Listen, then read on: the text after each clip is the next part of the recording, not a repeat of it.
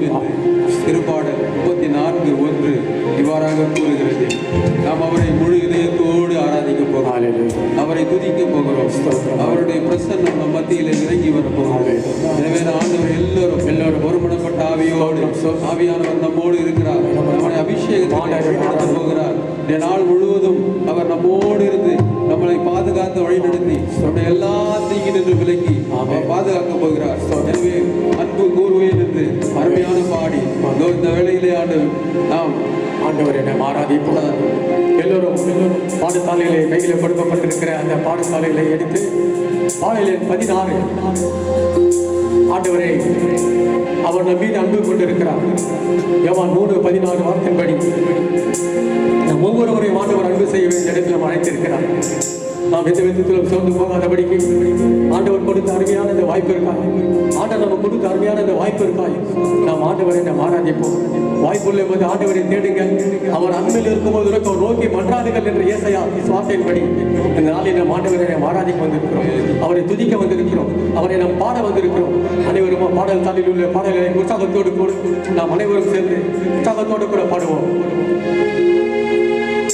அன்பு கூறுவே இன்னும் அதிகமா ஆராதிவே, இன்னும் ஆழமா. எல்லாரும் பாடுவோம். அன்பு கூறுவே இன்னும் அதிகமா ஆராதிவே, இன்னும் ஆழமா. முழு உள்ளத்தோடு ஆராதிவே, முழு வெள்ளத்தோடு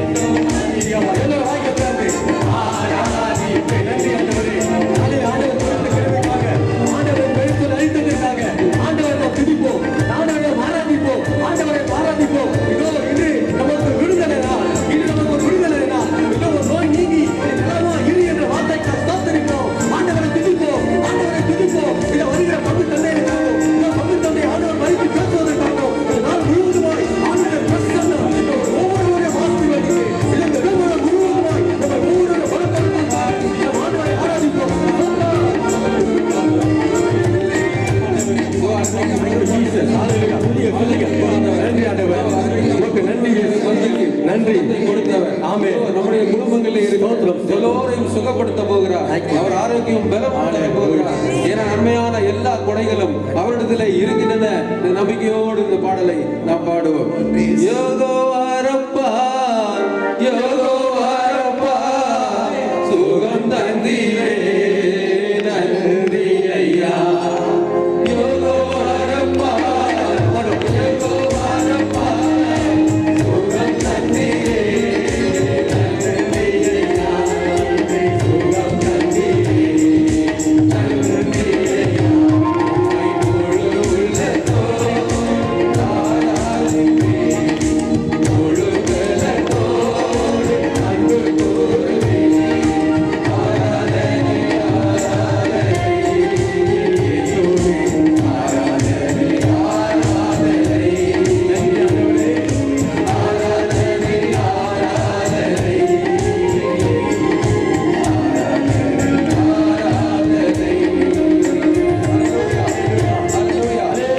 இன்றைக்கு செய்தி கொடுக்கிற அர்ப்பணியாளர்களை ஆண்டவருடைய கரத்திலே நாம் ஒப்பு கொடுத்து நாம் ஜெபிப்போம். வல்லமையாய் உடைய நாவில் இருந்து அருமையான இறை வார்த்தைகள் இறங்கி இதோ நாம் மனமாற்றம் பெற்றவர்களாய் இந்த இடத்தை விட்டு கடந்து போக இதோ அர்ப்பணியாளர்களை செய்தி கொடுக்கும் ஒவ்வொரு சகோதரியும் ஆண்டவரே உடைய கரத்திலே நாங்கள் ஒப்பு கொடுத்து ஜெபிக்கிறோம். இவர் தருகிற செய்திக்காக உமக்கு நன்றி செலுத்துகிறோம். உடைய வல்லமை எங்களுக்குள் விளக்க செய்ய போகிறீரே, உமக்கு கோடான கோடி நன்றி செலுத்துகிறோம். நாங்கள் மனம் மாற்றம் பெற்றவர்களாய் இது இந்த நாட்களிலே ஆண்டவரே உள்ளார்ந்த மன மாற்றம் பெற்று ஆவியிலே நிறைந்து அபிஷேகம் பெற்றவர்களாய் இந்த இடத்திலிருந்து கடந்து போக உடைய வல்லமையான பிரசன்னம் ஆண்டவரே எங்களோடு இருந்து வழி நடத்தவும். அருமையான அர்ப்பணியாளர்களோடு இருந்து அந்த வல்லமையான அவருடைய நாவிலே நீ நிறைவார்த்தை எடுத்துரைக்க அந்த மறையுறையின் மூலமாக நாங்கள் உம்மோடு என்றும் நெருங்கி வாழ ஆண்டவரே எங்களை முழுவதும் தாழ்த்தி உடைய கரத்திலே ஒப்புக் கொடுக்கிறோம். ஒவ்வொருவரையும் ஆசீர்வதிங்க, பலப்படுத்துங்க. இயேசுவின் மூலம் ஜெபிக்கிறோம் எங்கள் இரக்கம் நிறைந்த பரம தகப்பனே. ஹல்லேலூயா, ஹல்லேலூயா, ஹல்லேலூயா, ஹல்லேலூயா. Praise the Lord. எல்லாரும் அமர்வோம். பிரியமானவர்களே, நம்முடைய தவக்கால ஆசீர்வாத உபவாச நற்செய்தி திருவிழாவில் நம்மோடு இறை வார்த்தையை பகிர வருகை தந்திருக்கின்றவர் நம்முடைய உயர் மறை மாவட்டத்திற்கு மிகவும் பரிச்சயமானவர். பெரும்பான்மையான பங்குகளிலே திருவிழா நவநாள் திருப்பலிகளிலும் மற்றும் தியான மறைவுரைகளிலும் தன்னை ஈடுபடுத்தி கொண்டு மக்களுடைய நல்லெண்ணங்களையும் பெற்றிருக்கின்ற அருள் தந்தை இப்பொழுது உயர் மறை மாவட்டத்தினுடைய கல்லூரியாய் இருக்கின்ற கிரைஸ் கல்லூரியில் துணை முதல்வராக இருந்து திறம்பட கல்வி பணியும் அதே போல தன்னுடைய ஆத்ம தாகமான நற்செய்தி அறிவிப்பு பணியுமாய் செய்து கொண்டிருக்கின்ற நம் எல்லோருடைய அன்பிற்கும் பாசத்திற்கும் நேசத்திற்கும் உரிய அருள் தந்தை அருள்மணி அவர்கள் நம்மத்தில் இருக்கிறார்கள். எனவே இறைவன் இந்த நாள் வரை தந்தை அவர்களை வல்லமையோடு எடுத்து பயன்படுத்திக் கொண்டிருக்கிறார் என்பதை அவருடைய நற்செய்தி அறிவிப்பு பணி மூலமாக நாம் அறிந்திருக்கிறோம். எனவே இந்த நாளில் தந்தை அவர்களுக்காக நாம் ஜெபித்துக் கொண்டிருக்கிறோம். தந்தை அவர் வழியாக இறைவன் நம்மோடு பேச இருக்கின்ற இறை வார்த்தைகளுக்காய் நாம் நன்றி செலுத்துவோம். தந்தை இந்த இடத்துல இறைவன் நமக்கு முன்பாக அவருடைய சிந்தனையாய் அவருடைய நாவாயிருந்து அறிவிக்க இருக்கின்ற இறை வார்த்தைகள் நம்முடைய இதயத்தை மட்டுமல்ல நம்முடைய வாழ்க்கையுமாக அதை தொட்டு இந்த தவக்கால நமக்கு ஆசீர்வாதத்தின் காலமாக அமைய தந்தை அவர்களை இறை இயேசுனுடைய நாமத்தில் வருக வருக என அன்போடு அழைக்கிறேன். Welcome father. Good morning. Good morning. Praise the Lord. கையை உயர்த்தி ஹல்லேலூயா, ஹல்லேலூயா. ஒரு சிறிய ஜெபத்தோடு துவங்கலாம்னு நினைக்கிறேன். எழுந்திருக்கிறீங்களா?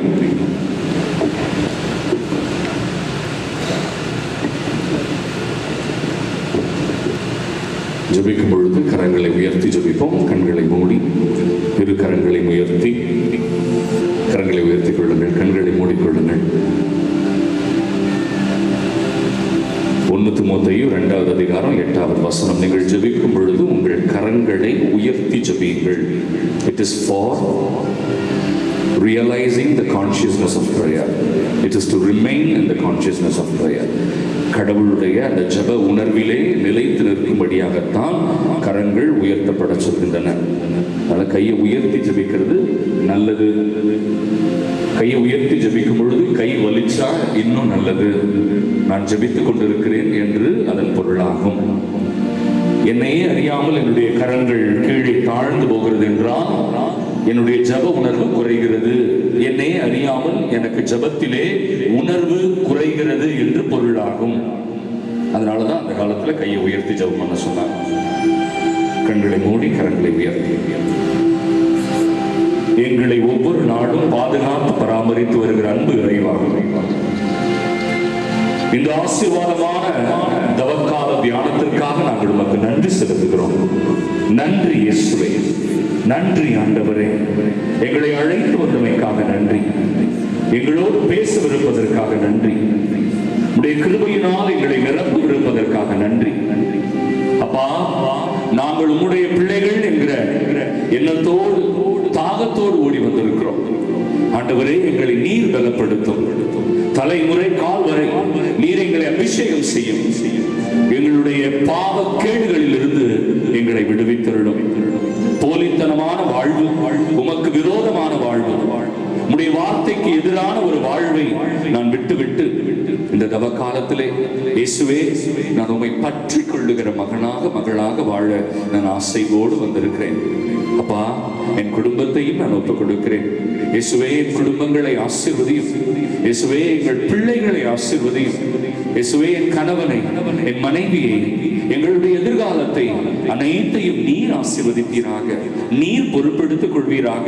அப்பா, நான் பலவீன ஆண்டவரே, என்னால் எதுவும் இயலாத ஆண்டவரே, ஆனால் உம் துணை கொண்டு எல்லாவற்றையும் செய்ய முடியும். உம்முடைய கிருபையோடு நான் எல்லாவற்றையும் செய்ய முடியும் என்று நான் அறிந்திருக்கிறேன். அப்பா, நீர் இன்று என்னை தொடுவீராக. ஆண்டவரே, நீர் என்னை ஒருபொழுதும் கைவிடாத கடவுள் என்று நான் அறிந்திருக்கிறேன். நான் செல்வதற்கு முன்பதாகவே நீர் அந்த இடத்திற்கு சென்று விடுவீர் என்று இணைச்சட்டம் 31:6 வசனங்களில் எனக்கு சொல்லி இருக்கிறேன்.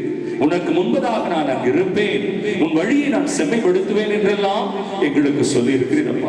இதோ எங்களுடைய குடும்ப பாரங்களை எல்லாம் நாங்கள் உங்களுடைய கரத்தில் ஒப்புக் கொடுத்து விடுகிறோம். ஆண்டவரே, எங்களுடைய ஆன்மீக வாழ்விலே நாங்கள் சிறந்து வளர்ந்தால் ஆசீர்வாதங்கள் எங்களை தொடரும் என்று திருப்பாடல் 112 எங்களுக்கு சொல்லி இருக்கிறீரப்பா. ஆகவே எங்களை நீர் ஆசீர்வதியும். உம் கட்டளைகளை கடைபிடிக்கிற பிள்ளைகளாக எங்களை மாற்றும். எங்களை பிடித்திருக்கிற சாபக்கேடுகள், கட்டுகள், பொல்லாப்புகள், கண்ணீர், வேதனை, கவலை எல்லாம் எங்களை விட்டு ஒழிந்து போவதாக. எங்களை ஆட்டி படைத்துக் கொண்டிருக்கிற அந்தகார சக்தியான சாத்தானுடைய கட்டுகள் எல்லாம் மறைந்து ஒழியட்டும். ஆண்டவரே, இந்த தவக்காலம் எங்களை மேம்படுத்துகிற தவக்காலம், இந்த தவக்காலம் எங்களை உருவாக்குகிற தவக்காலமாக, இந்த தவக்காலம் எங்களை உமக்குள் இன்னும் அதிகமாக வந்து சேர வைக்கிற ஒரு தவக்காலமாக இது மாறட்டும். ஆண்டவரே, ஏதோ சடங்கு சம்பிரதாயத்திற்காக இந்த தவக்காலத்தை நாங்கள் மேற்கொள்ளாமல், அப்பா, உமக்கு உகந்த விதத்தில் உம்முடைய சித்தத்தை மட்டுமே செய்கிற ஒரு தவக்காலமாக இனி வருகிற காலமும் அவ்வாறே அமைய அருள் புரியும். எங்கள் ஆண்டவராகிய இயேசு கிறிஸ்து வழியாக உம்மை மன்றாடுகிறோம். ஆமென். கெட்ட வார்த்தையா? நல்ல வார்த்தையா? அப்ப எல்லாரும் சொல்லுங்க மறுபடியும். வாயே சில பேருக்கு வரல, கோணைக்கிட்டு போகுது. மறுபடியும் சொல்லுங்க சத்தமா, மனசார சொல்லுங்க பாப்போம். ஆமென். வயிறார சொல்லுங்க. முழு எனர்ஜி எவ்வளவு இருக்கோ அவ்வளவு சொல்லி ஒரு ஆமென் சொல்லுங்க. உங்க ஆமெனை வர வைக்கிறதுக்கு ஏன் உயிர் போயிரு போல உட்கார்.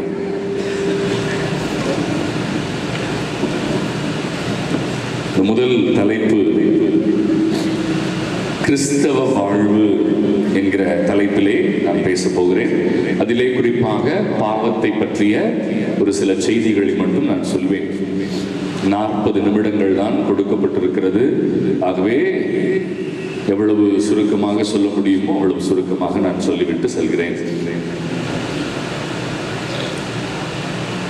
உட்காருங்க, வரவங்க அப்படியே உட்காருவாங்க, நீங்க கவனிக்க ஆரம்பிக்கலாம். சரியா? முதலிலே ஒரு சில தெளிவுகளை நாம் ஏற்படுத்தி விட்டுதான் இந்த தலைப்பிற்குள் செல்ல வேண்டும். நம்முடைய கத்தோலிக்க மக்கள் கடவுளை சற்று புரிந்து கொள்ள இயலாத மக்களாக இன்று இந்த காலத்திலே மாறி போய் கொண்டிருக்கிறார்கள். ஏனென்றால் இறை வார்த்தையின் மீது தாகம் இருக்கிறது.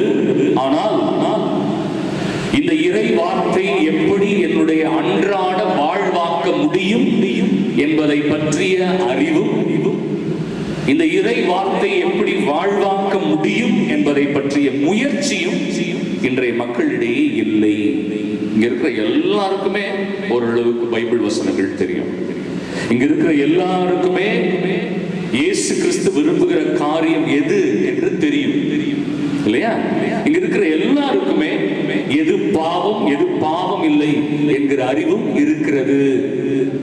ஆனால் எங்க பிரச்சனை வருதுன்னா, அதை எப்படி செயல்படுத்துவது, எப்படி ஆண்டவருக்கு உகந்த பிள்ளையாக வாழ்வது அப்படின்னு வரும்பொழுது மட்டும்தான் வண்டி இடிச்சுக்கிட்டு நிக்குது இல்லையா? நம்மளால அதுக்கு மேல போக முடியல. ஏன் தெரியுமா? நான் சொல்லவா, நமக்கு உண்மையிலேயே ஆண்டவருடைய வார்த்தையை வாழ்வாக்குவதற்கு விருப்பம் கிடையாது.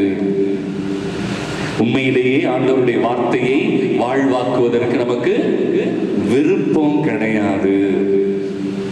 பெயரளவில் தான் இன்று கிறிஸ்தவ மக்களாக நாம் வாழ ஆரம்பித்து விட்டோம். செயல் அளவில் இல்ல.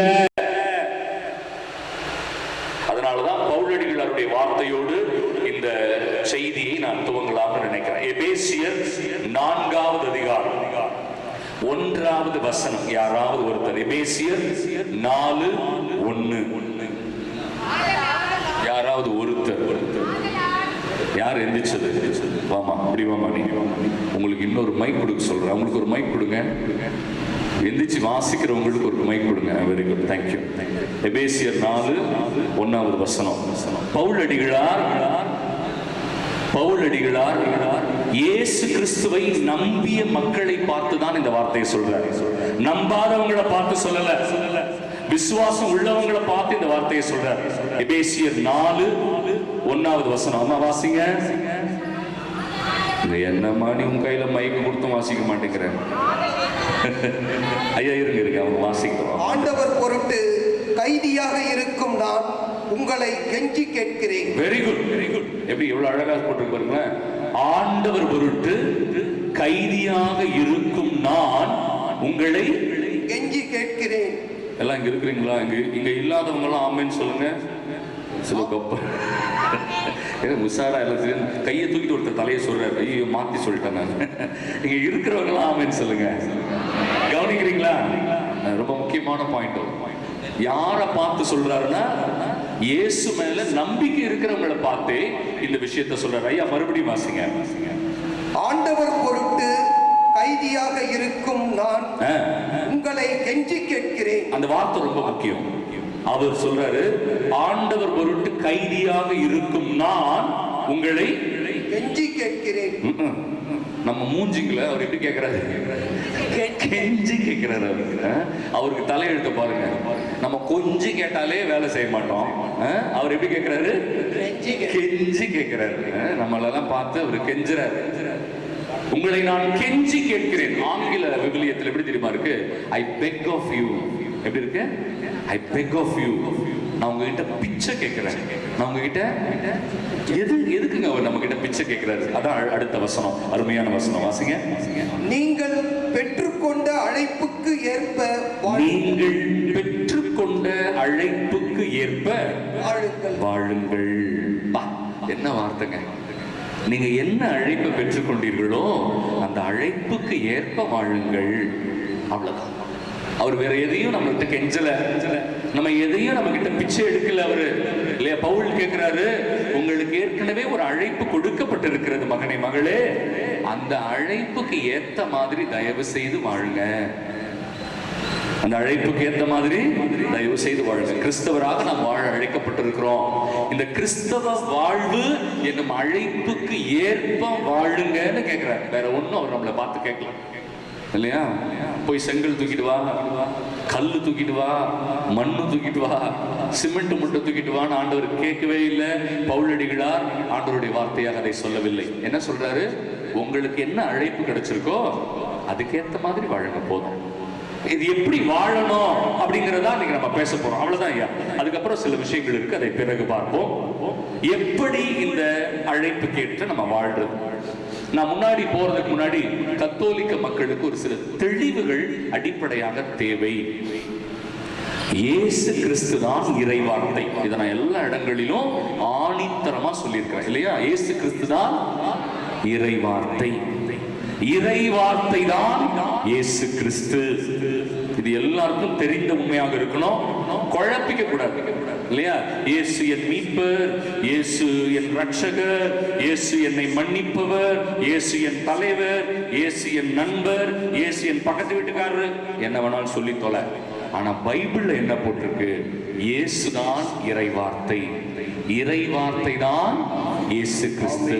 யோவான் 1:14 உங்களுக்கு தெரியும். வார்த்தை மனு உருவானார், நம்மிடையே குடிகொண்டார். இயேசு கிறிஸ்து யாரு? இறைவார்த்தை. இறை வார்த்தையை தங்களுடைய வாழ்வாக்காமல் ஒருவர் தங்களை கிறிஸ்தவர் என்று சொல்லிக் கொள்ள முடியாது. ஒத்துக்கிறீங்களா? என்னங்க வாயவே திறக்க மாட்டீங்க?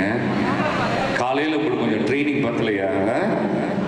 இயேசு கிறிஸ்துவனுடைய வார்த்தையை வாழ்வாக்காம ஒருத்தங்க தங்களை கிறிஸ்தவர்கள்னு சொல்லிக் கொள்ளவே முடியாது. அவ்வளவுதான். ஏன்னா அவர் தான் இறைவார்த்தை. இறைவார்த்தையை பின்பற்றாம நான் ஒரு சராசரி கத்தோலிக்க கிறிஸ்தவர்னு சில பேர் சொல்லிக்கிறாங்க. நான் பூசைக்கு போவேன் ஃபாதர், ஜாமால பண்ணுவேன் ஃபாதர், ரெகுலரா கோயிலுக்கு போவேன் ஃபாதர், ஆனா பைபிள் வாசிக்க மாட்டேன் ஃபாதர். நீ ஒரு பிசாசு, நீ ஒரு பிசாசு. ஆண்டவருடைய வசனத்தை வாசிக்காம, ஆண்டவருடைய வார்த்தையை பின்பற்றாம எப்படி இயேசுவை நாம் அறிந்து கொள்ள முடியும்? நான் சொல்றது உங்களுக்கு புரியுதா? அதனாலதான் நற்கருணை என்ன தெரியுமா சொல்றோம்? இறை வார்த்தை தான் நற்கருணை. வார்த்தை மனு உருவானார். அந்த மனு உருவான இயேசு கிறிஸ்து தான் நற்கருணை. யாரெல்லாம் நற்கருணையை தங்களுடைய வாழ்வின் மையமாக கொண்டிருக்கிறார்களோ அவர்கள் கூட இயேசுவினுடைய வார்த்தையை பின்பற்றினால்தான் நற்கருணை உங்களுக்கு ஆசீர்வாதமாக மாறும். ஃபாதர் பூசைக்கு போயிட்டு ஆசீர்வாதமா ஆகாதா ஃபாதர்? வெறுமனே பூசைக்கு போற ஆசீர்வாதம் கிடைக்காது. ஏன்னு நான் சொல்றேன். யோவான் 13:27 யோவான் 13:27 கவனமா கவனிங்க. நீ அப்புறமா நோட்ஸ் எடுத்துக்கோ. நீங்க நோட்ஸ்லாம் எடுக்கிறத பார்த்தா எனக்கு அப்படியே புல் அரிக்குது, எனக்கு அப்படியே உடம்பெல்லாம் ஓரமா உட்காந்து தெரிஞ்சுக்கணும் போல இருக்குது. அவ்வளோ ஆர்வமா எடுக்கிறீங்க, சந்தோஷம். ஆனால் இது புரிஞ்சுக்கோங்க. யோவான் 13:27 என்ன போட்டிருக்குன்னா, யூதாஸ் இருக்கிறான். அம்மா எந்திரிச்சிட்டீங்க, சரி, வெரி குட்மா. நீங்க மைக்ல வாசிங்கம்மா. யாராவது ஒருத்தர் மைக் கொடுங்க, கொண்டு வந்து கொடுங்க வாசிக்கிறவங்க கிட்ட. அப்படியே உங்க இடத்துலயே உட்காந்துக்கிறீங்க, எந்திரிச்சு வந்து கொடுங்க. உங்களுக்கு வாசிக்கிறவங்களை என்கரேஜ் பண்ணுங்க. வாசிங்கம்மா. அவன் அப்பத்துண்டை பெற்றதும். யாரு அப்பத்துண்டை பெற்றவுடன்? யூதாஸ். யூதாஸ் அப்பத்துண்டை பெற்றவர். யார் கையிலிருந்து வாங்குறான் தெரியுமா? இயேசு கையிலிருந்தே வாங்குறான். இயேசு கையிலிருந்து அப்பத்துண்டை பெற்றவுடன். வாசிங்கம்மா. அவன் அப்பத்துண்டை பெற்றதும் சாத்தான் அவனுக்குள் நுழைந்தான். அவ்வளவுதான் பாயிண்ட். இல்ல சில பேர் சர்ச்சுக்கு வந்துட்டு போகும்போது பேய்ங்க மாதிரி போகும், பார்த்துருக்கீங்களா? சண்டை போட்டுக்கினே போகும் சர்ச்சுங்கள்ல இல்லையா? அதுங்க ஏன் ஃபாதர் சர்ச்சுக்கு வந்துட்டு பூசையை பார்த்துட்டு இதுங்க அப்படி சண்டை போட்டுன்னு போதுங்களே?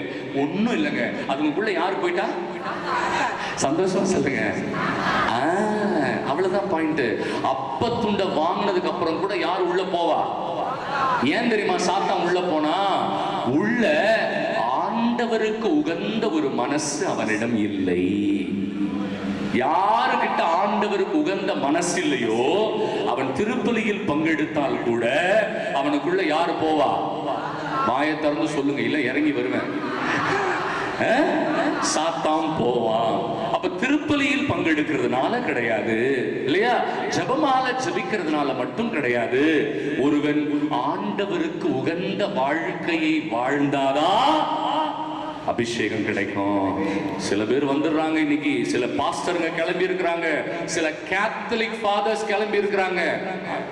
வீடியோ எடுக்கிறதுனால தான் அடிக்கிட்டு சொல்கிறேன். சில கேத்தலிக் ஃபாதர்ஸ் கிளம்பி இருக்கிறாங்க. அபிஷேகம்னா அந்நிய பாஷை பேசுறதுன்னு ஊர் மக்கள் எல்லாம் ஏமாத்திட்டு சுத்துற கத்தோலிக்க பாதிரியார்கள் கிளம்பி இருக்கிறாங்க. நம்பாதீங்க, நம்பாதீங்க. இல்லையா? அபிஷேகம் பெற்றாலே ஒருவர் அந்நிய பாஷை பேச வேண்டும் என்கிற அடிப்படை தகுதி எந்த இடத்துலயும் பைபிள்ல சொல்லல. ஒரு இடத்துல கூட பைபிள்ல இல்ல. அன்னை மரியாளுக்கு பரிசுத்த ஆவி அபிஷேகம் கிடைச்சது. அம்மா பேசினாங்களா? ஷபல்லா பல்லா பராக்கா பாக்கா பாக்கானாங்களா அம்மா? அன்னை மரியாள், அன்னை மரியாளுக்கு தெரிஞ்சா வாயிலேயே குத்துவாங்க இல்லையா? அன்னை மரியாள் எலிசபெத் அம்மாளை சந்திக்கிறாங்க. எலிசபெத் அம்மாளை சந்தித்த பொழுது எலிசபெத் அம்மாள் பரிசுத்த ஆவியால் ஆட்கொள்ளப்பட்டார் பைபிள்ல போட்டிருக்கு இல்லையா? அபிஷேகம் வந்தவங்க எலிசபெத் அம்மா பேசினாங்களா? ஷக்காலாக்கா பேபி, டமுக்கு டுமுக்கு டுமுக்குன்னா சில பேர் பேசுறானுங்க. இப்போ கேத்தலிக் சர்ச்சில் இப்படி ஒரு கும்பல் உருவாயிருக்கு. நான் உங்களுக்கு தெளிவுபடுத்துறேன், பொறுமையா இருங்க. ஓகே. மூணாவது, கொர்னேலியூஸ்னு ஒருத்தர் இருக்கிறார். அவர் ஒரு பிற இனத்தவர். பேதுரு அவங்க வீட்டுக்கு போய் தலையில கை வச்சு ஜெபம் பண்றாரு. அவர் பரிசுத்த ஆவியினால் அபிஷேகம் பெற்றார். அவர் பேசினார் அந்நிய பாஷை இல்ல. பிரியமானவர்களே, அந்நிய பாஷை ஒரு கொடை, பரிசுத்த ஆவியின் கொடைதான். ஆனால் அபிஷேகம் பெற்றவுடன் அதை கண்டிப்பாக ஒருவர் பேச வேண்டும்னு யாராவது ஒரு ஃபாதரோ ஒரு பாஸ்டரோ உங்களுக்கு பிரசங்கம் வச்சாங்கன்னா நீங்க தெளிவாயிடுங்க. அப்படி பைபிள்ல இல்ல. பவுலே சொல்றாரு, யோ நான் உங்களை விட சூப்பரா பேசுவேன். 1 கொரிந்தியர் 14வது அதிகாரத்துல சொல்றாரு, நான் உங்களை விட பரவச பேச்ச சூப்பரா பேசுவேன். ஆனால் உங்களுக்கு புரியாத 4000 வார்த்தைகளை பேசுவதை விட உங்களுக்கு புரிகின்ற 4-5 வார்த்தைகளை பேசுவதையே நான் பெரிதாக விரும்புகிறேன். ஆகவே அந்நிய பாஷை பேசுகிறவர்கள் சபையில் பேசாதீர்கள், தனி அறையில போய் பேசிக்கோங்க. புரியுதா? ஒருவேளை சபையில பேசினா இன்னொருவர் விளக்கம் சொல்லுங்க. இன்னைக்கு என்ன தெரியுமா பண்றாங்க? எல்லாரையும் சொல்ல சொல்றான். ஹalleluya ஹalleluya ஹalleluya லா லா லா லா லா லா லா லா. நான் ஒரு ஃபாதரை பிடிச்சி கேட்டேன், ஃபாதர் என்ன ஃபாதர் பண்றீங்க அப்படின்னு கேட்டேன். ஃபாதர் நான் வந்து அவர்களுடைய நாவுகளை எல்லாம் நான் லூஸ் ஆக்குறேன் அப்படின்னாரு. நான் சொன்னேன், ஃபாதர் நீங்க நாவை லூஸ் ஆக்கல, நீங்க இருக்கிற எல்லாரையுமே லூஸ் ஆக்கிட்டு இருக்கீங்க. நாவெல்லாம் லூஸ் பண்ண முடியாது. ஏன்னா பரிசுத்த ஆவியானவர் ஒருவரை அபிஷேகம் செய்ய வேண்டும் என்று இருந்தால் அவர் நிச்சயமாக அவரை அபிஷேகம் செய்வார். ஹல்லேலூயா. உண்மையா இல்லையா? மனுஷன் யாரையும் அபிஷேகம் செய்யவே முடியாது. ஒரு ஃபாதரோ ஒரு பாஸ்டரோ ஒருவருக்கு அபிஷேகத்தை கொடுக்க முடியாது. நாங்க ஜெபிக்கலாமே ஒழிய உங்களுடைய விசுவாசத்தின் பொருட்டு தான் உங்களுக்கு அபிஷேகமும் நடக்கும், அற்புதமும் நடக்கும். கரெக்டா இல்லையா? கரெக்டா இல்லையா? இயேசு எங்கெல்லாம் அதிசயம் செஞ்சாரோ நான் உங்களுக்கு அதிசயம் செய்கிறேன் சொல்லல. என்ன சொன்னாரு? உங்கள் நம்பிக்கை உங்களை சுகமாக்கிற்று. இல்லையா? இல்லையா? இங்கிருந்து போட்டா போறதுனால அதிசயம் நடக்கல, போட்டா போனதுனால அதிசயம் நடக்கல. கத்தோலிக்க மக்களுக்கு இதை சொல்லணும்னு ஆசைப்படுறேங்க. நீங்க அங்க போய் நம்பிக்கையா ஜெபிச்சீங்க பாத்தீங்களா? அந்த நம்பிக்கையினாலதான் உங்களுக்கு அதிசயம் நடந்தது. ஹல்லேலூயா. இதெல்லாம் தப்பா புரிஞ்சுக்கிறான். ஓ அங்க போனா அதிசயம் நடக்கும், கிடையாது. அங்கே போனால் கூட நீ நம்பிக்கையோடு ஜெபித்தால்தான் உனக்கு அதிசயம் நடந்ததே ஒழிய அங்க இருக்கிற ஃபாதர்னாலயோ அங்க இருக்கிற பாஸ்டர்னாலயோ உங்களுக்கு அதிசயம் நடக்கவே. இதெல்லாம் கத்தோலிக்க மக்கள் ஆழமா தெரிஞ்சுக்கணுங்க. எனக்கு ரொம்ப வேதனையாக இருக்கு. நான் ஒரு இந்து குடும்பத்திலிருந்து வந்தவங்க, ஒரு இந்து குடும்பத்திலிருந்து வந்தேன். ஆனா கத்தோலிக்க திருச்சபையினுடைய மேன்மை, அதனுடைய பெருமை இதெல்லாம் தெரியாம இன்னைக்கு பெந்தகோஸ்தே சபையை காப்பி அடிக்கிற கூட்டமாக இன்னைக்கு கத்தோலிக்க மக்கள் கூட்டம் மாறி போயிருச்சு. இதெல்லாம் ஆண்டவருக்கு விரோதமான செயல். சில பேரு கேத்தலிக் சர்ச்சுக்குள்ள கூட குறி சொல்றாங்க. குறி சொல்றதுனா என்ன நான் சொல்லவா? இப்பொழுது இங்கே உட்கார்ந்திருப்பவர்களில் 10 பேருக்கு தலைவலி சுகமாகிவிட்டது. இவர் எண்ணி பார்த்தாரு, எத்தனை பேருக்கு? 10 பேருக்கு இருக்கிறாங்க. கும்பல் கிளம்பிடுச்சுங்க கேத்தலிக் சர்ச்சுக்குள்ளேயே. பிரேயர் குரூப்னு சில பேர் பிரேயர் குரூப் ஆரம்பிச்சு இந்த மாதிரி திருட்டு வேலைகளை செய்து கொண்டிருக்கிறார்கள். இல்லையா? இது உண்மையா? உண்மை இல்லையா? நான் உங்களுக்கு பைபிள் வசனத்திலிருந்து சொல்றேன். எரேமியா 14:14 எடுங்க, வேகமா எடுங்க.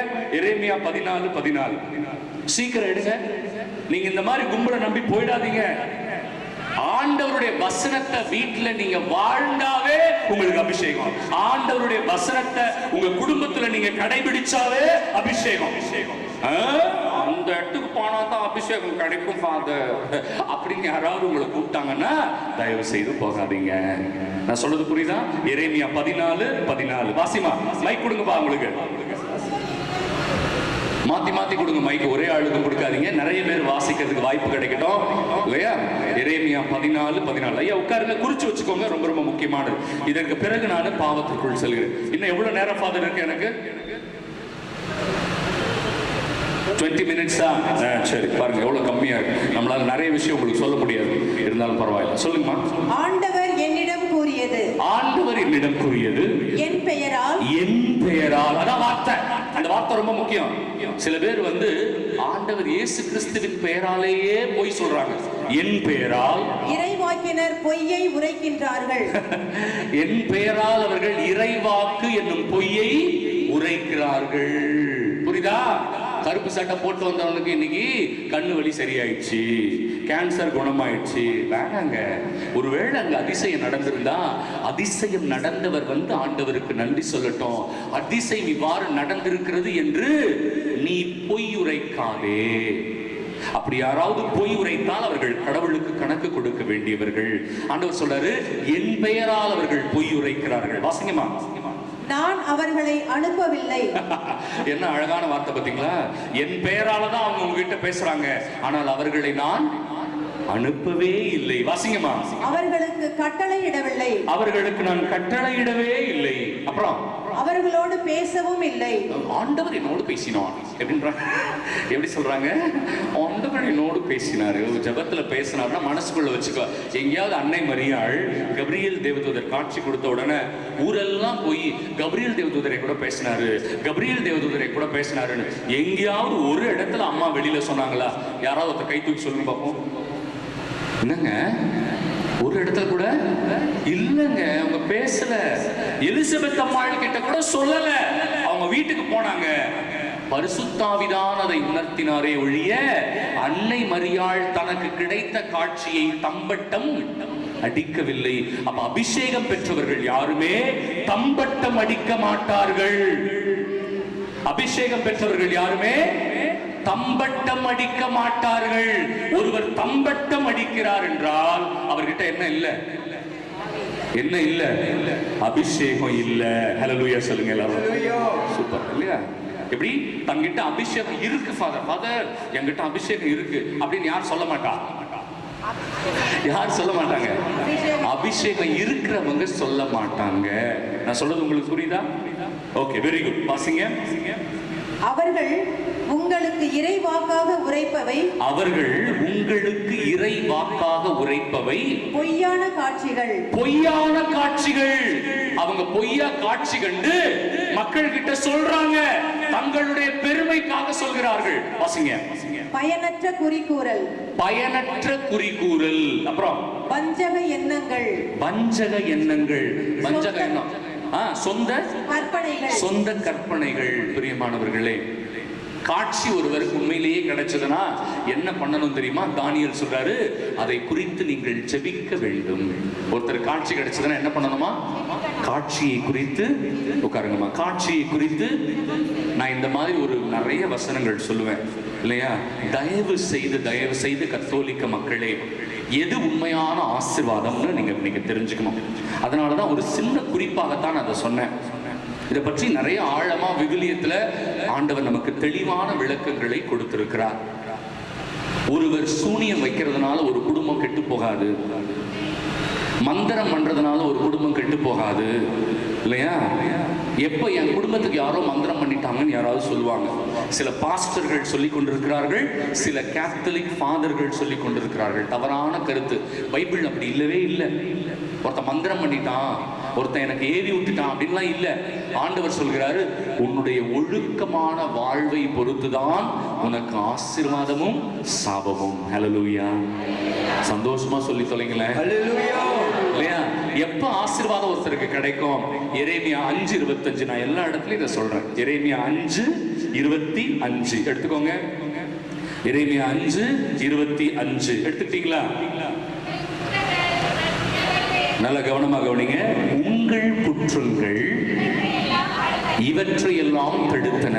அப்புறம் உங்கள் பாவங்கள் உங்களுக்கு வர வேண்டிய ஆசீர்வாதங்களை தடுத்து நிறுத்திவிட்டது. யாருங்க அது இடையில இடையில? உங்கள் குற்றங்கள் உங்களுடைய நன்மைகளை, உங்கள் பாவங்கள் உங்களுக்கு வர வேண்டிய ஆசீர்வாதங்களை தடுத்து நிறுத்திவிட்டது. எல்லாரும் ஆமேன்னு சொல்லுங்க, கை உயர்த்தி சந்தோஷமா சொல்லுங்க. நெகேமியா 8வது அதிகாரத்தில் இருக்கு இல்லையா, 4வது வசனத்திலிருந்து வாசிச்சீங்கன்னா இவ்வாறு இருக்கு. அவங்க இறை வசனத்தை கேட்ட உடனே அந்த மக்கள் என்ன சொன்னாங்க? கையை உயர்த்தி ஆமென் ஆமென் ஆமென் ஆமென்னு சொல்லிக்கிட்டே இருந்தாங்க. அதை தான் நம்ம சொல்ல வைக்கிறோம். பைபிளுக்கு விரோதமான காரியம் கிடையாது. ஓகே, நான் ஏன் சொன்னேன்? எரேமியா 5:25 ஞாபகம் வச்சுக்கோங்க. உங்க வாழ்க்கையில நீங்க மறக்க கூடாது. யாருடைய பில்லி சூனியமோ, யாருடைய மந்திரம் தந்திரமோ யாரையும் ஒன்றும் பண்ணாது. பைபிள் என்ன போட்டிருக்கு? உங்க வீட்டுக்கு வர வேண்டிய ஆசீர்வாதம், உங்க குடும்பத்துக்கு கிடைக்க வேண்டிய நன்மைகள் யாரால தடைபட்டு நிற்கிறது? சந்தோஷமா சொல்லுங்க. அவரவருடைய பாவங்களால் தான் தடைபட்டு நிற்கிறதே ஒழிய வேற எந்த காரணத்தினாலையும் கிடையாது. புரிஞ்சிருச்சா? எல்லாருக்குமே புரிஞ்சிருச்சா?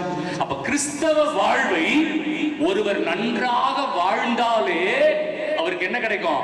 அபிஷேகம் கிடைக்கும். கிறிஸ்தவ வாழ்வை ஒருவர் நன்றாக வாழ்ந்தாலே அவர் குடும்பத்திற்கு ஆசீர்வாதம் கிடைக்கும். அவ்வளவுதான். நீங்கள் ஆசீர்வாதத்திற்காகவும் அபிஷேகத்திற்காகவும் எங்கேயும் ஓட தேவையில்லை. என்ன பண்ணணும் ஃபாதர்? உன்னுடைய வீட்டில், உன்னுடைய பங்கு தளத்தில் நீ எங்க இருக்கிறியோ அங்க ஆண்டவருடைய வசனத்தை அப்படியே கடைபிடிச்சு வாழ்ந்தீங்கன்னா ஆண்டவர் உங்க குடும்பத்தை ஆசீர்வதிப்பார். ஹல்லேலூயா, ஹல்லேலூயா. பிரியமானவர்களே, இந்த ஒரு மோகத்தை நம்மிடமிருந்து அகற்ற வேண்டும் தான் நான் அதை சொல்லிக்கிட்டு இருந்தேன். உங்களுக்கு நான் இன்னைக்கு கொடுக்க போற செய்தி ரோமேயர் 12 தான். 1லிருந்து 21வது வசனம் வரைக்கும் இருக்கு. ரோமேயர் 12 இது முழுவதும் எதை பத்தி இருக்கு அப்படின்னா கிறிஸ்தவ வாழ்வை பற்றித்தான் இருக்கிறது. எதை பத்தி இருக்கு? கிறிஸ்தவ வாழ்வு. ஒருத்தங்க எப்படி வாழணும், ஒரு கிறிஸ்தவ வாழ்வை எப்படி ஒருவர் வாழ வேண்டும் அப்படின்னு கொடுத்திருக்கிறார். நல்ல கவனமாக கவனிங்க பிரியமானவர்களே. போலித்தனங்கள் வேணாம் நம்ம வாழ்க்கையில. ஆண்டவருக்கு விரோதமான காரியங்கள் வேண்டாம், பைபிளுக்கு எதிரான காரியங்கள் வேண்டாம். ஆனா தயவு செய்து இதை உங்கள் வாழ்க்கையில் நீங்கள் கற்றுக்கொள்ள வேண்டும். சரியா? யாராவது ஒருத்தங்க வாசிங்க. சகோதர சகோதரிகளே, கடவுளுடைய இரக்கத்தை முன்னிட்டு உங்களை நான் வேண்டுகிறேன். மறுபடியும் பாருங்க, பவுல் அடிக்கிறார். என்ன பண்றாரா? உங்களை நான் வேண்டுகிறேன், கெஞ்சி கேட்கிறேன். வாசிங்க. கடவுளுக்கு உகந்த தூய உயிருள்ள பலியாக உங்கள் உடலை ஆண்டவருக்கு படையுங்கள். எதை ஆண்டவருக்கு ஒப்பு கொடுக்குங்க? உங்க உடம்ப ஆண்டவருக்கு. அதுதான் தவக்காலம். தவக்காலம் என்பது இந்த உடலை ஆண்டவருக்கு தூய பலிபொருளாக ஒப்பு கொடுத்தல். புரியுதுங்களா? அதனாலதான் சுய ஒழுக்க முயற்சிகள்ல ஈடுபடுறோம். எது சுய ஒழுக்க முயற்சி? இறைச்சி சாப்பிடாம இருக்கிறது இல்லையா, உபவாசம் இருக்கிறது, இதெல்லாம் சுய ஒழுக்க முயற்சி. இதை அதுக்குதான் செய்யணும். அர்த்தம் இல்லாம இதை செய்யக்கூடாது. தவக்காலத்துல ரொம்ப தெளிவா போட்டிருக்கு பைபிள்ல. ஏசாயா 58 வீட்டுல போய் வாசிங்க இல்லையா. அதனாலதான் சொல்றாரு, உங்கள் உடலை ஆண்டவருக்கு உயிருள்ள பலியாக ஒப்பு கொடுங்கள். வாசிங்கம்மா. இதுவே நீங்கள் செய்யும் உள்ளார்ந்த வழிபாடு. இதுதான் நீங்கள் செய்யும் உள்ளார்ந்த வழிபாடு. ஆண்டவர் வெளி ஆடம்பரங்களை விரும்பவில்லை இல்லையா. வெளியில வந்து ஸ்தோத்திரம் பாடுறவங்க எல்லாம் ஆண்டவர் நம்பலங்க. வெளியில வந்து ஆடுறவங்க எல்லாம் ஆண்டவர் நம்பல. நீ உள்ளேயும் ஒழுங்கா இருக்கிறியா? எங்க இருக்கிறியா? உள்ளேயும் நீ ஒழுங்கா இருந்தா வெளியில நீ சொல்ற துதிகள், உன்னுடைய ஸ்தோத்திரங்கள் ஆண்டவருக்கு போகும். இங்க ஒழுங்கா இல்ல, இங்க பாவம், இங்க அழுக்கு, இங்க அக்கிரமம் எல்லாம் வச்சுக்கிட்டு ஸ்தோத்திரம் யேசுநாதா. ஆண்டவர் என்ன பண்ணுவார்? வாய் மேலே அடிப்பார். இல்லையா? எசாயா 1 இருக்கு, உங்கள் ஜெபங்களை நான் காது கொடுத்து கூட கேட்க மாட்டேன். உங்கள் ஜெபங்களை நான் காது கொடுத்து கூட கேட்க மாட்டேன். உங்களுடைய திருவிழாக்கள் எனக்கு பிடிக்கல, உங்களுடைய துதிகள் எனக்கு பிடிக்கல. ஆண்டவர் ஓப்பனா சொல்றாரு. ஏன் சொன்னாரு? நீங்க உள்ள ஒழுங்கா இல்ல, ஆனா வெளியில மட்டும் என்னை துதிப்பவர்கள் போல, என்னை மகிமைப்படுத்துபவர்கள் போல நீங்கள் நடிக்கிறீர்கள். எசாயா 59 இல்லையா? இந்த மக்கள் என்ன பண்றாங்க? நடிக்கிறாங்க. நேர்மையானவர்கள் மாதிரி, நல்லவர்கள் போல, என் கட்டளைகளை கடைபிடிப்பவர்கள் போல காட்டிக்கொள்கிறார்கள். பிரியமானவர்களே, அதனால இதுல போட்டிருக்கு உள்ளார்ந்த வழிபாடு. என்ன வழிபாடு? மனசார உள்ள. ஆண்டவருக்கு தெரியும், மனுஷன் தான் முகத்தை பார்க்கறான், ஆண்டவர் முகத்தை பார்க்க மாட்டார் இல்லையா? 1 சாமுவேல் 16வது அதிகாரத்துல இருக்கு, ஆண்டவர் புறத்தை பார்ப்பதில்லை. ஆண்டவர் எதை பார்க்கிறாரு? இந்த பைபிளை தூக்கி அக்குள்ள சொருவிக்கிட்டு ஸ்தோத்திரம் ஆண்டவரே, ஸ்தோத்திரம் ஆண்டவரே, அப்படியே மூஞ்செல்லாம் அப்படியே வச்சுக்கின்னு அப்படியே பக்தி மாதிரி நடிச்சா அது ஆண்டவருக்கு தெரியுமா தெரியாதா? நம்மளை பார்த்து ஒரே கேள்வி கேட்பாரு, என்னத்துக்கு உனக்கு இவ்வளவு சீனு?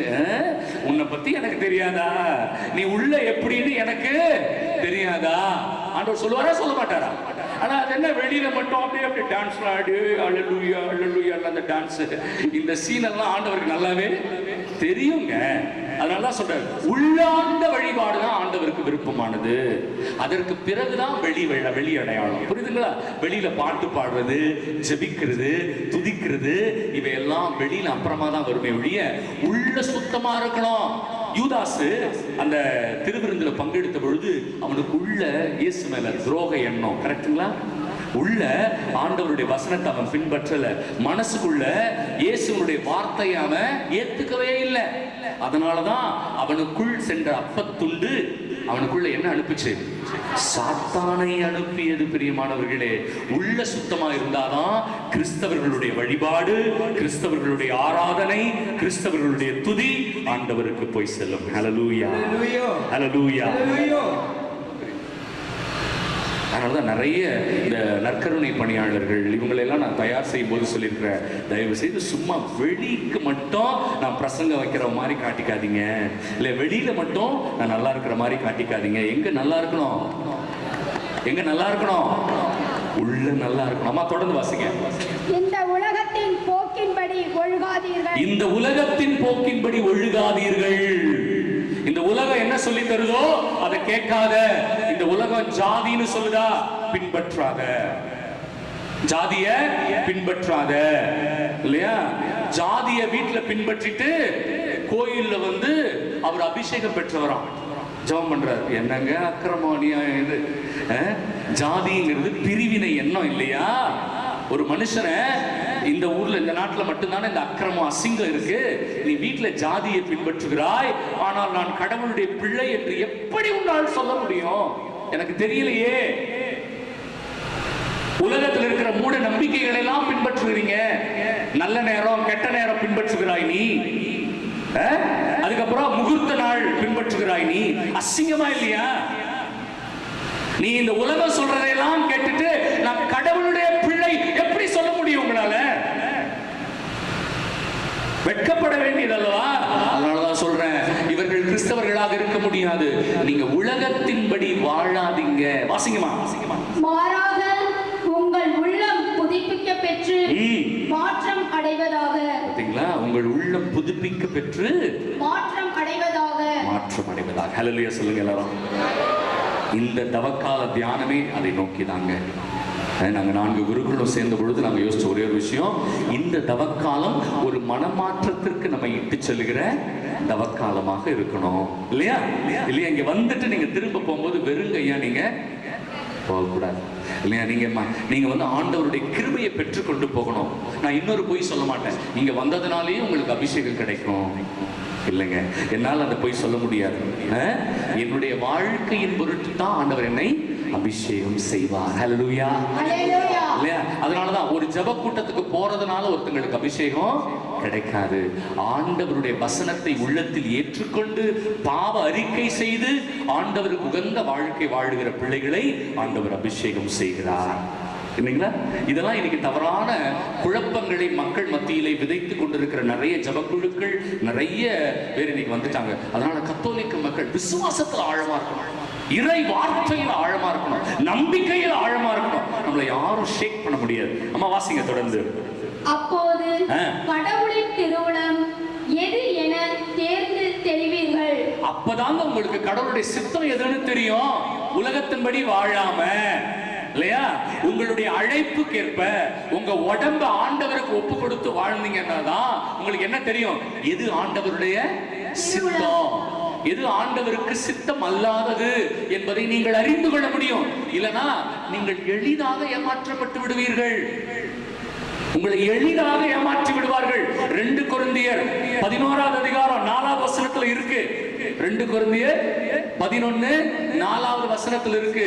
பவுல் சொல்றாரு, நாங்கள் அறிவித்த இயேசுவை தவிர பின்னொரு நாளில் வேறு ஒருவர் வந்து, யாராவது வந்து அவர்கள் வேறு ஒரு இயேசுவை அறிவிப்பார்கள்.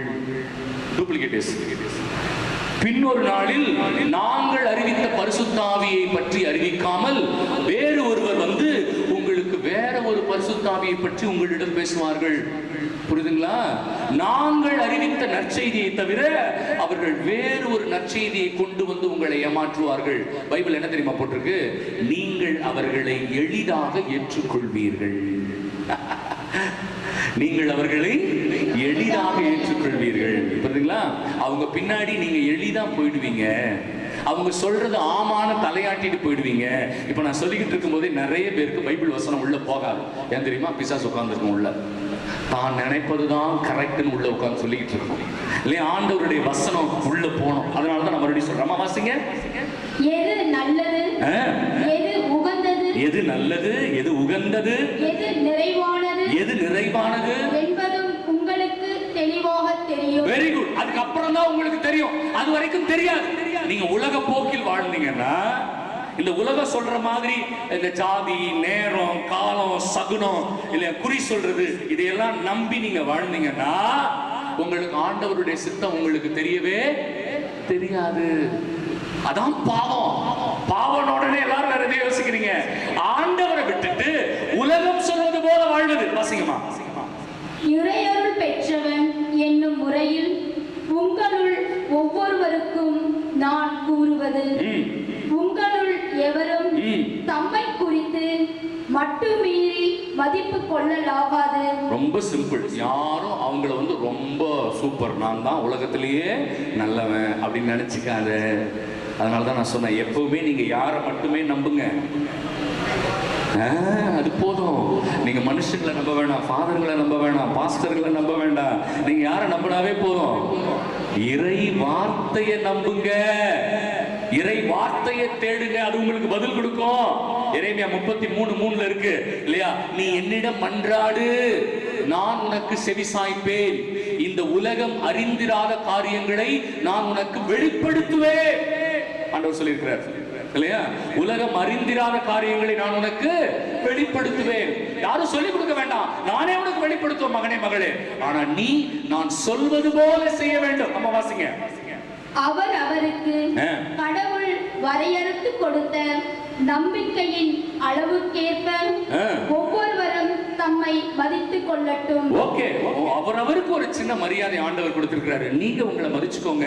அதற்காக மற்றவர்களிடம் உங்களை மற்றவர்களை விட மேலானவர்களாக காட்டிக்கொள்ள முயற்சி செய்யாதீர்கள். ரொம்ப சிம்பிள். மற்றவங்களை விட நீங்க ரொம்ப மேலானவங்க இல்லையா? சில பேர் சொல்லுவாங்க, நான் ரட்சிக்கப்பட்டு விட்டேன், நான் ரட்சிக்கப்பட்டு விட்டேன். ஒன்னும் சொல்ல வேணாம். ஆண்டவர் சொல்லுவார், அந்த கடைசி நாள்ல, இறுதி நாள்ல, நீ உண்மையிலேயே ரட்சிக்கப்பட்டு விட்டாயா, ரட்சிக்கப்படவில்லையான்னு யார் சொல்லுவா? ஆண்டவர் சொல்லுவார். அது வரைக்கும் நம்ம என்ன பண்ணணும்? நான் சொல்லியிருக்கிறேன் நிறைய சர்ச்சில், வாய அவ்வளவுதான், சிம்பிள்மா.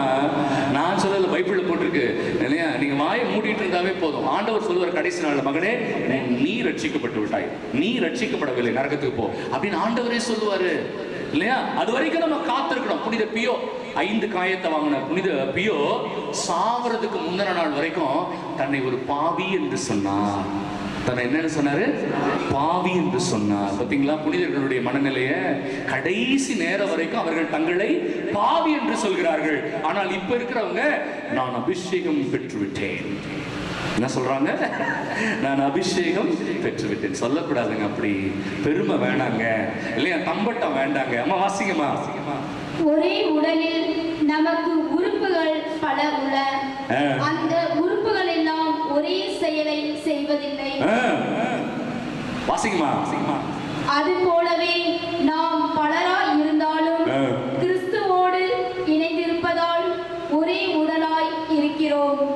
ஒருவருக்கொருவர் உடல் உறுப்புகளாய் இருக்கிறோம். ஆயினும் நமக்கு அளிக்கப்பட்டுள்ள அருளுக்கேற்ப வெவ்வேறு அருட்கொடை. எல்லாருக்கும் ஒரே கொடையை ஆண்டவர் கொடுக்க மாட்டாருங்க. ஒவ்வொருவருக்கும் ஒவ்வொரு கொடையை கொடுப்பாரு. அவர்களுடைய தகுதிக்கேற்ப, அவர்களுடைய வாழ்க்கைக்கேற்ப ஆண்டவர் அவரவருக்கு தேவையான தகுதியை கொடுப்பார், அபிஷேகத்தை கொடுப்பார். புரியுதுங்களா? எல்லாருமே ஒரே கொடையை பெற வேண்டும் என்கிற அவசியம் இல்ல. புரிஞ்சுக்கோங்க. அது பரிசுத்தாவின் கொடைகள் அது ஒண்ணு. எல்லாருக்கும் ஒரே கொடை கிடையாது. ஒவ்வொருத்தருக்கும் ஒவ்வொரு கொடை. அதுக்கப்புறம் வர்றதுல நீங்க வீட்டுல போய் வாசிக்க. நான் சொல்றேன், சுருக்கமா சொல்றேன்.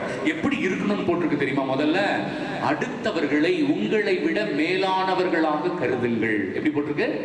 அடுத்தவர்களை உங்களை விட மேலானவர்களாக கருதுங்கள். யாரையும் உங்களை விட கீழேன்னு நினைக்காதீங்க.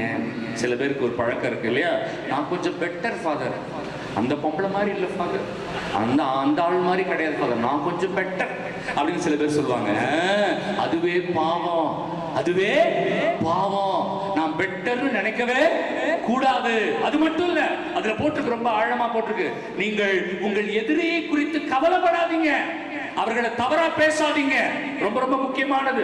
உங்கள் எதிரியை குறித்து நீங்கள் தவறாக பேசக்கூடாது. எங்க போட்டிருக்கு? நீதிமொழிகள் புத்தகம் 24வது அதிகாரம் 17வது வசனத்திலிருந்து போட்டிருக்கு. உங்கள் எதிரி கீழே விழுந்தானா அதை குறித்து நீங்க சந்தோஷப்படாதீங்க. உங்க எதிரி கால் தடுமாறி கீழே விழுந்தா அதை பார்த்து பக்க பக்கன்னு சிரிக்காத. அது ஆண்டவருக்கு பிடிக்கல, ஆண்டவருக்கு பிடிக்கல.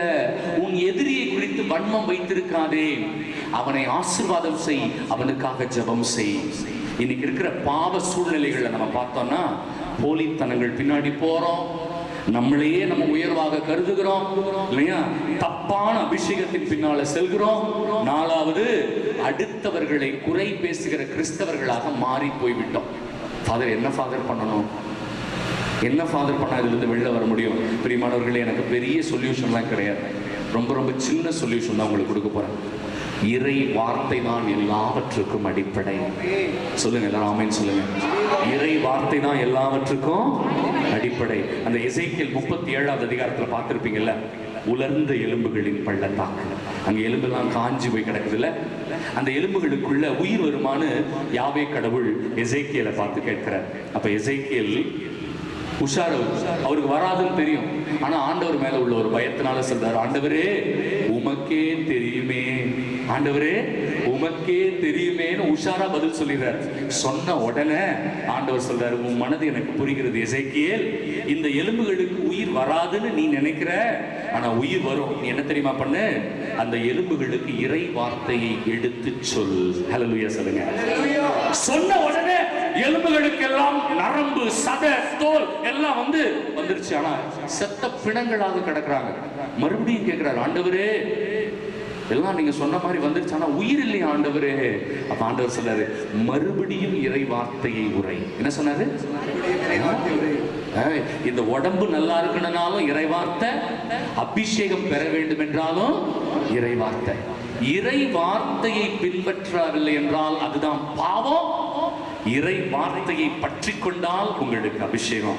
அபிஷேகத்துக்கு நீங்க எங்கேயும் ஓட வேண்டாம், ஆட வேண்டாம். எங்க உங்களுக்கு அபிஷேகம் கிடைக்கும்?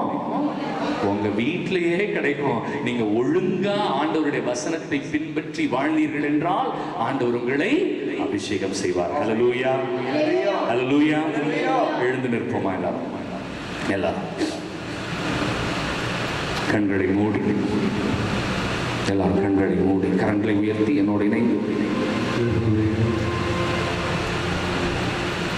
நம்ம பாவத்தின் ஆழத்துக்குள்ள இன்னைக்கு நம்ம போய் பார்க்கலாம். ஆனால் ஒரு விஷயம் நான் சொன்னேன், போலி தனங்கள் பின்னால செல்லக்கூடாது, உலக போக்கின்படி வாழக்கூடாது,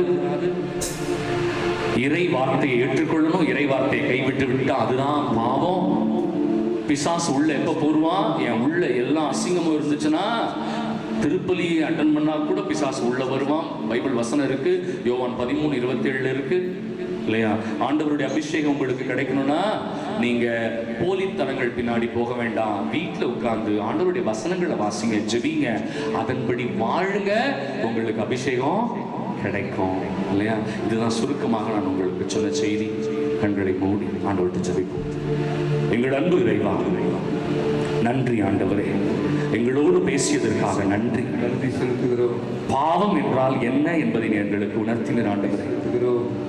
இறை சட்டம் 28வது அதிகாரம் 13வது வசனத்தில் சொல்லியிருக்கிறேன், என் வார்த்தையை விட்டு வலமோ இடமோ நீ செல்லவே கூடாது, என் வார்த்தையை நீ அப்படியே பின்பற்ற வேண்டும் என்று எங்களுக்கு அழைப்பு விடுத்திருக்கிறீரப்பா.